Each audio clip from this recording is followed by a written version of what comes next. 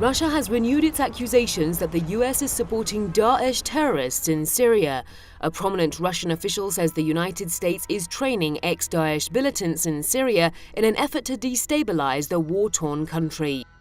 General Valery Gerasimov was referring to the US military base at Tanf, a strategic Syrian highway border crossing with Iraq in Syria's south. Syria and Russia consider the US base illegal and say it and the area around it have become, quote, a black hole where militants operate without interference. Daesh has lost almost all the territory it held in Syria and Iraq this year. The Russian government on Wednesday said the main part of the battle with Daesh in Syria is over. After we saw the evacuation of fighters from Raqqa and where they ended up, many of them ended up in this training facility in Al-Hasaka, and they are forming what is now being called the new Syrian army, which is reportedly going to be deployed in the southern part of the country. We're training forces around our Tanf base in the southern part of the country. And none of these forces are dedicated to fighting ISIS. Many of the fighters are former ISIS or Al-Qaeda.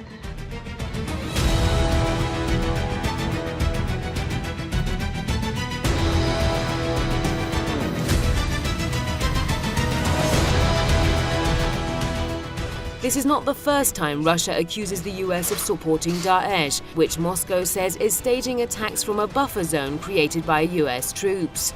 Washington denies the allegations that it supports terrorists, but there is ample evidence showing that the US has at least indirectly helped the rise of Daesh in Syria and the wider region in the first place. US-made arms have on several occasions been seized from the terror group. Western media admit to this, but they say the US did not give the arms to Daesh directly and that they ended up in the hands of the terror group through switching alliances and the like. A UK-based group was just researching ISIS weapons and found that a great many of them, if not the majority of them, had come through the US-backed moderate rebel forces. And there are latest reports of the U.S. evacuating Daesh fighters and commanders off the battlefield. Still, just recently, this was reported in Syrian television. So clearly, the coalition is not there to fight ISIS. Russia has decided to have permanent bases in Syria. The US role has fostered the notion that Moscow is creating the bases because of Washington. I think there are many reasons for Russia to have a permanent presence in Syria or a presence for the foreseeable future. And this is part of it. Clearly, the United States is a rogue force in Syria. Like we just were talking about, we're dedicated to maintaining the war there as long as possible. Our budget for 2018 has just allocated $500 million to train and equip militant groups there, and I think almost $400 million of that is for weapons to give to these people.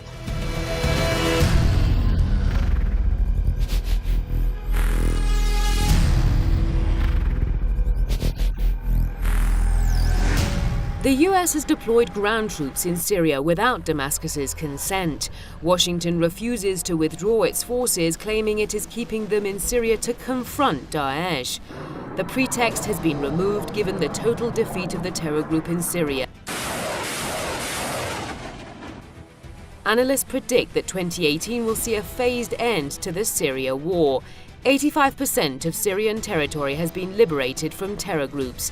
In early December, Russian President Vladimir Putin announced a mission accomplished in Syria and said he would bring Russian troops back home in the weeks and months ahead. Putin hopes that the United States will start evacuating its forces from Syria as well. By that time, the US will definitely be totally irrelevant in Syria.